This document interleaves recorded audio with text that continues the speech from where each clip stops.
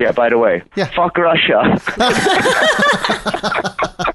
You're listening to the Aya.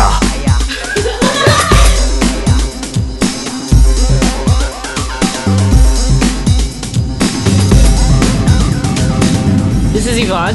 This is Eddie. This is Aya. Yeah, by the way, fuck Russia.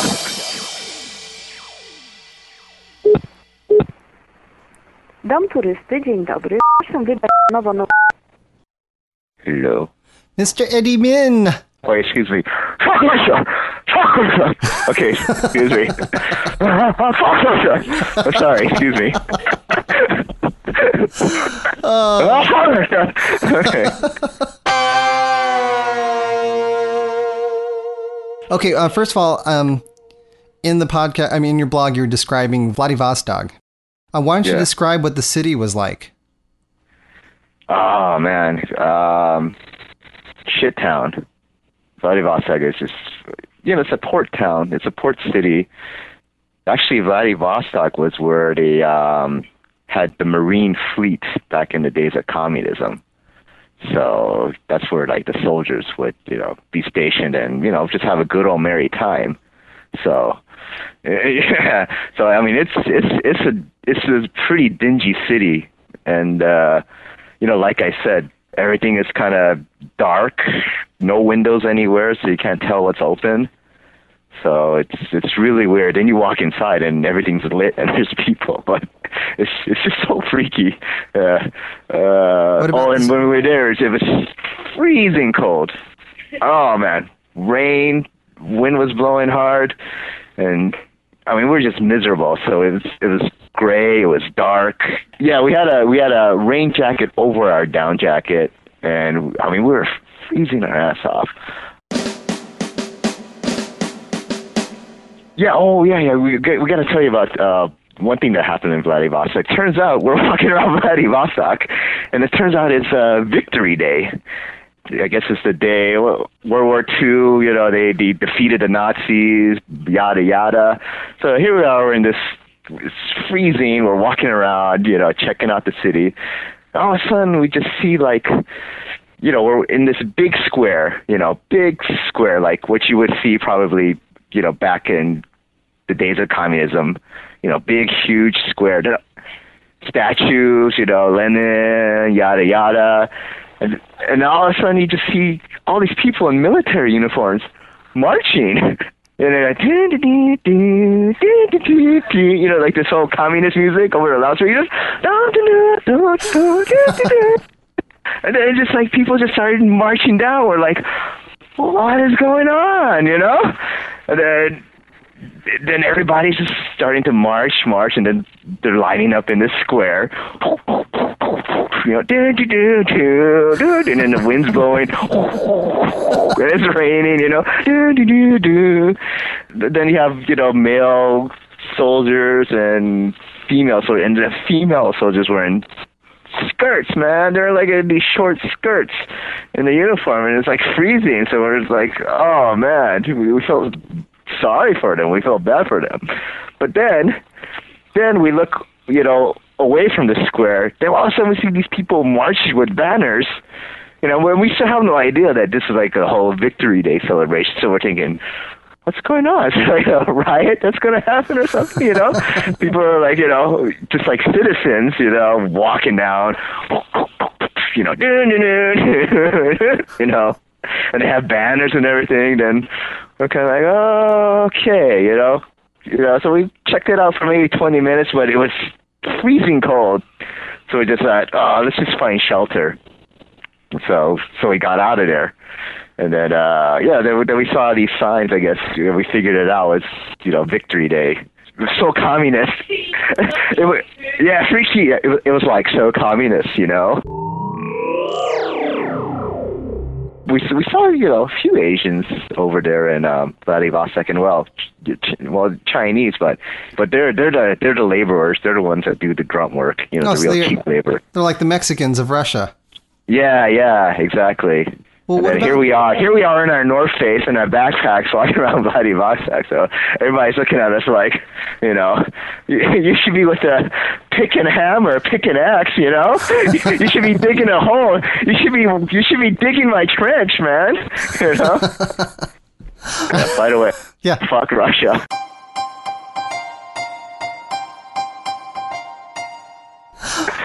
well, Yeah. wait, Oh, and then another thing about Vladivostok, Yeah. it's like the Japanese used car capital of the world, man. I mean, I guess Japan ships all their used cars over to Vladivostok. So every single car is just a whole, you know, right hand side steering, used Japanese car. Also used Korean buses too.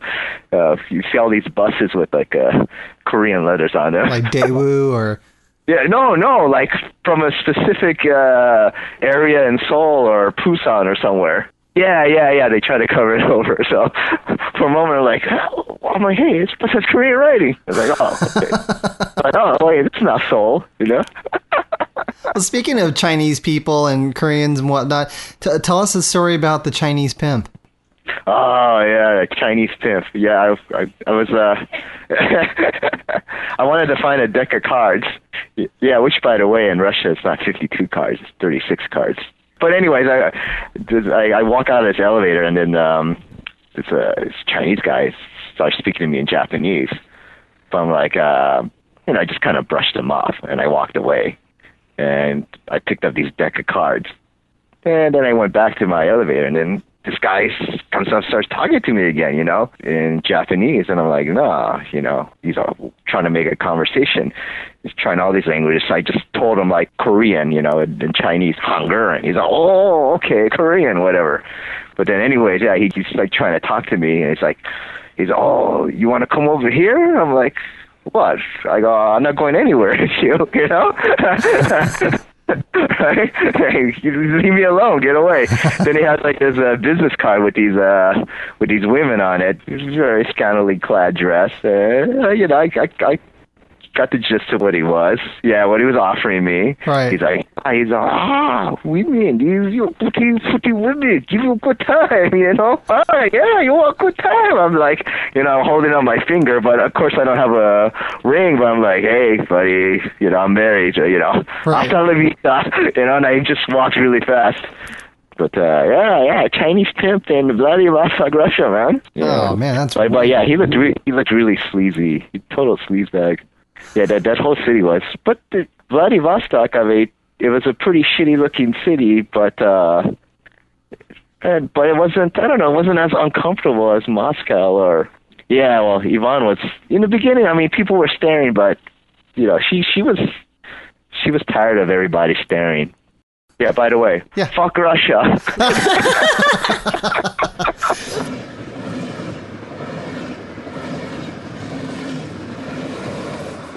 So tell us about the train ride from Vladivostok to Irkutsk. Oh, yeah. Pretty much like the blog. Forest, houses. Forest, houses. Forest. Oh, look, hills. River, yay. It was pretty monotonous, the whole trip. I mean, I think we started seeing mountains on the last day. But pretty much up to that point, it was pretty flat. All you saw was silver birches and what they call Siberian fir trees. Right. That was pretty much all you saw. You'll see in my pictures. All you see is forest. Then rivers and mountains. What did you do the entire time then? I mean, just sit around? You know, because Eddie got those 36 cards. You know, the deck of cards was only 36. The only game we could think of was Jinrumi. So we had a Jinrumi tournament. Just you and him? Yeah, until see who got the most points. Well, we only had one book between the two of us and our travel guide, so we didn't really have much. And then I was perfectly happy laying there, but Eddie got kind of stir crazy on the last day. He's just like, need to get off this train. It was pretty hard. I mean, the Vladivostok to Irkutsk portion of the trip was a little bit more. The train was older and the facilities weren't as nice. Going to the bathroom was pretty much the pits. Why is that? Chains moving, a stainless steel toilet bowl, and stainless steel everything, and it was just pretty much like the black plastic seat covers look like they've been abused through many years of use. Oh, it's just man. I told Eddie, I'm squatting. Did they have at least toilet paper or anything? Yeah, the kind of, sandpaper, toilet paper. Oh, man. So we were pretty disgusting. Well, when you flushed, is it the kind of toilets that you see the railroad tracks underneath? Yeah. Oh, the whole nasty. At least we had a sink.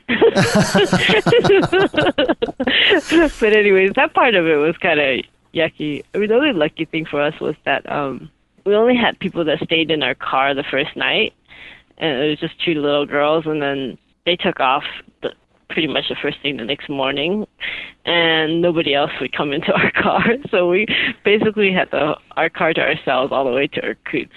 We had paid for, because usually you have to pay more money to be just 2 people. Right. And so we paid for a second class, 4 berths, 4 bunks in 1 berth, and we got, our own little private room for the whole trip pretty much. Oh, that's cool. Yeah, but the windows are kind of, I think it's plexiglass or something, or it's just been thrashed through the ears or whatever, so they're kind of scratched up. So the pictures are kind of blurry, as you will see. Oh, that's too bad. Well, that's okay. It's kind of, it's good because it reflects what we were seeing, blurs.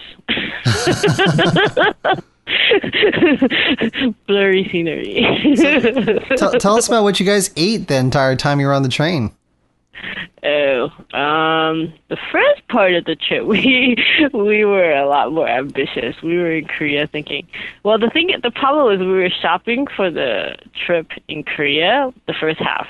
We were thinking, the food isn't going to fit in our backpack, so it has to get checked in with the duffel bag. And we were kind of concerned that if we bought noodles, that they would just get crushed, and we pretty much wouldn't have very much stringy noodles left when we got to Russia. So we decided instead, the intelligent beings that we are, to get these rice, those microwave rice package thingies? Yeah. Not package, but like in a bowl. They're already in a bowl, they're sealed, and all you have to do is microwave them or boil them in water, right? Right. And so we figured, well, we have plenty of hot water, we can boil them or, steam them until they're ready or whatever. Oh, yeah, the chain, every Russian chain, what did they get? Samovar, which is like basically a boiled water thingy-majig at the end, in every car. So everybody has access to boiling hot water 24/7 on the train. So that was kind of the basis for how we chose the food that we bought. So we knew we had hot water to cook whatever we wanted to cook, but it would be only just kind of hot boiling water, So a lot of people eat cup of noodles or, bought stuff on the platform at different places that we stopped at. But, our Russian being so fabulous, we just did not trust that would be a possibility. So anyways, we got these rice things, and we got these, those curry pouches that also you can, just boil. Right. And tuna fish, like little cans of tuna fish. And in Korea, they have, dry seaweed, the salted one, the sesame oil. Oh, yeah. And then they had, peanut butter and bread was pretty much our other parts of the week. We had one hot meal a day, pretty much, and then the rest was peanut butter and jelly and crackers and whatever else we had. Oh, man. But the rice thing became quite an ordeal because, did you guys see the bowls and plates we got before we left?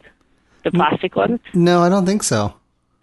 I think they're Finnish or Swedish, but they're blue. And at REI, you'll see you can go check them out at REI, but they fold into shape. So when you pack them, they're flat, but you can fold it into a bowl.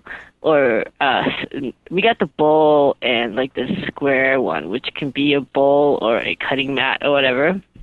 We had bought the square ones, but our friend Gail gave us the bowl as a kind of going away present.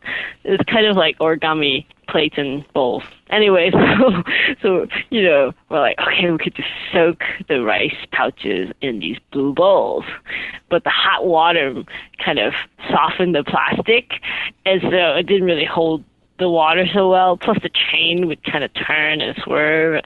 Water would be splashing all over. Hilarious! That was such a joke. The first time we're like, oh shit! Water going everywhere.